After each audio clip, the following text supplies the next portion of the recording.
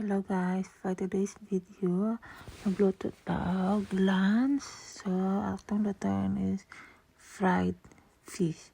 Tama na itong ingredients, lime pepper, dill, salt, and oil. So, to guys, mag-start na tagluto. Butang na natin ang oil means butter. So, pwede rin po gamitan natin og oil, but mas lami man kung butter imong gamitan. Sa mato na melted na ang butter guys, gibutang na ako ang isda. So while nagaluto ko ang isda, nagluto na po ko og potato kay mo naman kibali mo ang muong rice para iparis ang isda.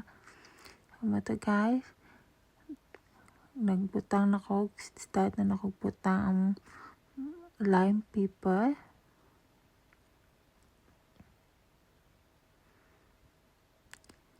Tapos salt, and also dill.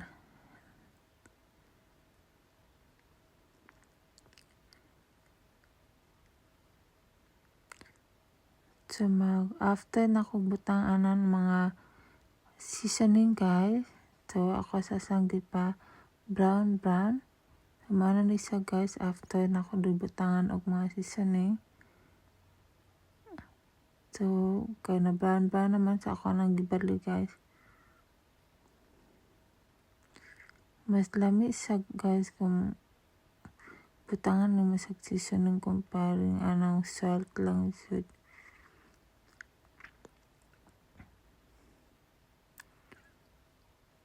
Kanina isda guys, gikan ni siya sa lake, hinatag siya sa amahan sa akong bana.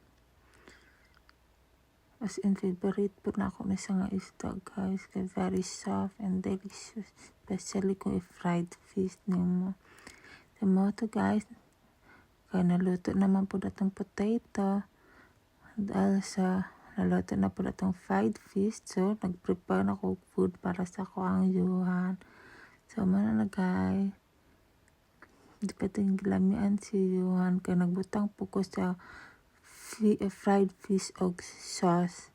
Tapang fish sauce ka very delicious food kaayo. Tapos ang potato gibutangan ako voy para lami og lasa ang iyang potato, tapos salati. Thank you for watching. Bye.